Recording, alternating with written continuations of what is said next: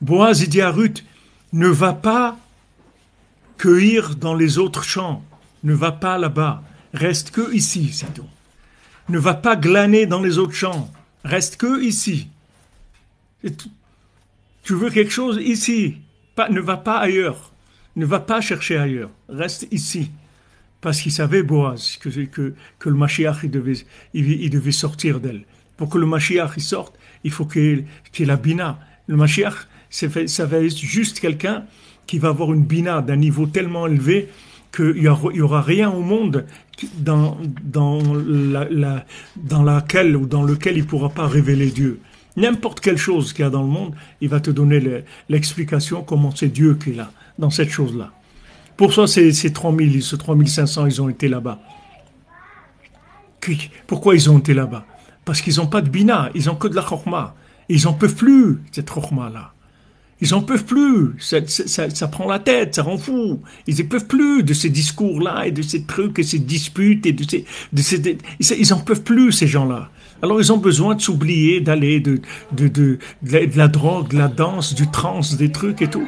Moi, c'est des petits moments de répit dans ce stress-là de chorma qui rend malade. La chorma, ça rend malade. Ça rend les gens malades. On ne peut plus de cette chorma. Donc cette jeunesse-là, elle n'a pas le langage adéquat. Parce que il n'y a pas assez de révélation des enseignements de Rabbeinu dans le monde. S'il y avait plus de travail dans la Bina, dans Rabbeinu, tous ses enseignements, c'est de la Bina. C'est que de la Bina. Chacun, quand il entend Rabbeinu, il se voit dans Rabbeinu. Parce que c'est de la Bina. La bina, c'est qu'on on te montre que cette chose-là, c'est toi, en fait. Que le monde, c'est toi. Que tout ce qu'il y a dans le monde, c'est toi, en fait. Que tu es partout. Là où tu vas aller, tu vas te voir là-bas. Tu vas comprendre que tout le monde, il a été créé pour toi. C'est toi qui te trouves partout. Ça y est, tu trouves ta place. La bina, c'est que tu trouves ta place. Ces jeunes-là, ils sont exaspérés par la chorma. Ils sont exaspérés par les discours. Ils sont exaspérés. Ils veulent trouver une place. Ils veulent une place. Une vraie place dans laquelle ils vont se construire, ils vont se sentir exister. Pas que tu leur balances des formules comme ça, toutes prêtes, et tu crois qu'ils vont s'accrocher à ça, et ça y est. Avant, les gens, ils avaient assez d'énergie nerveuse pour faire semblant que tout va bien. Mais aujourd'hui, il n'y a pas de nerfs. Les gens, ils sont fatigués. Les nerfs, ils sont fatigués. Les gens, ils peuvent pas. Ils n'arrivent pas. Ils ont besoin de vérité. Ils ont besoin de vérité. Comme la Torah, elle te dit, voilà. Réveillez-vous et chantez les résidents de la poussière. C'est eux qui vont emmener la Géoula. C'est les résidents de la poussière.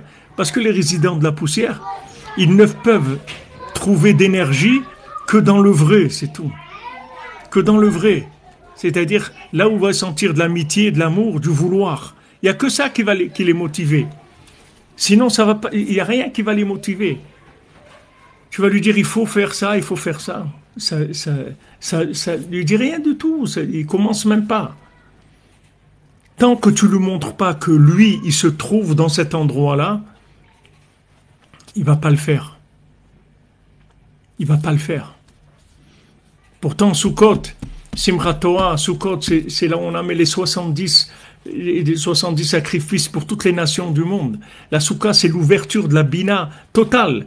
On prend toutes les 70 nations, les 70 facettes de la Torah, les 70 années de sommeil, tout ça, on rentre dans la Soukha, on fait tout ça de la Bina. Et à ce moment-là, boum, c'est-à-dire on reçoit ce coup-là, c'est pas vraiment un Sukkot, puisque Shmini Atzeret, c'est plus Sukkot, mais c'est Simchat Torah, la révélation de la Torah. Et à ce moment-là, tu as d'un côté de la Torah et d'un autre côté des gens qui vont dans une partie comme ça de drogue et de musique et de trucs. Ça veut dire que cette Torah, elle n'est pas arrivée à les convaincre. Si tu étais arrivé à les convaincre, il serait avec toi à Simchat Torah. Pourquoi il est là-bas? Pourquoi il va là-bas? Parce que là-bas, il se retrouve. Quoi ça veut dire se retrouve? Il trouve des gens sympas. Comme ils témoignent, les gens qui sont là-bas, qui se sont sauvés, qui sont des gens qui travaillent dans ces parties-là tout le temps. Ils travaillent. J'ai lu un article qui a été écrit par une dame qui était là-bas et qui travaille dans tout le temps quand c'est parti là, elle travaille là-bas. Elle dit c'est des endroits, on se connaît tous, on vient, on est content de se retrouver, on kiffe ensemble, on est joyeux, etc. C'est ça qu'ils cherchent les gens. Et les gens, ils sont en train de là leur balancer une Torah les gens ne comprennent rien du tout, rien du tout. Avant de lui parler de Torah, n'importe quoi, donne-lui à manger un truc, bois avec lui, rigole avec lui, chante avec lui. Avant de commencer à balancer de la chorma, de la chorma, commence déjà dans quelque chose de vécu, de simple. On a voilà à côté. On a à côté Hachem il dit, j'ai mis devant toi la vie et la mort. Ou bacharta bachaim, choisis la vie. Il faut que tu montres que la Torah, c'est la vie. Sinon, les gens, ils vont choisir la mort. Il faut que tu montres que la Torah, c'est la vie. C'est un grand échec pour la diffusion de la Torah. Si tu vois des jeunes qui préfèrent ça à la Torah, ça veut dire qu'il y a un grand échec dans la façon de présenter la chose, dans le niveau de Bina. C'est-à-dire que les gens, ils n'ont pas un niveau de Bina assez avancé qui peut descendre dans des zones comme ça pour aller récupérer ces gens-là et leur montrer que eux aussi, ils ont leur place auprès d'Hachem, qu'Hachem, il les aime et qu'Hachem, il a donné la Torah pour eux. Seulement, en Eretz Israël, ça se ressent beaucoup plus fort parce que c'est en mode accéléré, c'est en mode intensifié. Donc, les problèmes, ils sont beaucoup plus forts que n'importe où ailleurs. Mais dans le monde entier, c'est le même problème. C'est pas que ici. Mais ici, c'est la tête, c'est le début. Donc, on ressent les problèmes de façon beaucoup plus forte. Et les gens, ils sont attirés par la chokhma comme les moustiques. Ils sont attirés par la lumière. Ils ne sont pas attirés par la bina. Ils ne sont pas attirés par la bina. Les gens, ils sont intéressés par apprendre des choses, construire des mondes de connaissances, d'intelligence artificielle, tout ce que tu veux. La bina, les gens ne cherchent pas la bina. C'est la première chose qu'il faut. C'est la première chose qu'il faut. Il faut commencer là, avec ça. À l'âge de 13 ans, de 16 ans, 18 ans, 20 ans, il faut se marier. Il faut chercher la bina. Il faut commencer à réaliser le projet de notre vie. Il faut trouver la lune qui va nous transformer toute cette rochma qu'on a en nous. Il faut qu'elle commence à vivre. Sinon, elle alimente des clipotes après. Elle alimente des clipotes. Il y a des gens, ils ont tellement attendu pour se marier qu'ils n'ont même plus envie de se marier. C'est-à-dire, ils peuvent pas se marier. C'est même pas qu'ils n'ont pas envie. C'est qu'ils ont remplacé la bina par de la chokhma, avec de la chokhma en polystyrène. Tu comprends? Ils ont fait de la chokhma, ils l'ont transformé en bina. Et ils croient que c'est de la bina. C'est pas de la bina. La bina, c'est lunaire, c'est pas solaire. Tu peux fabriquer comme on dit, de la chokhma melachoutit. Tu vas pas préparer de l'intelligence artificielle. Les gens, ils présentent l'intelligence artificielle comme étant une super intelligence, etc. C'est très, très puissant. C'est plus puissant que la plupart des réflexions des gens, etc. C'est vrai. Mais l'intelligence artificielle, c'est que de l'utilisation de connaissances existantes.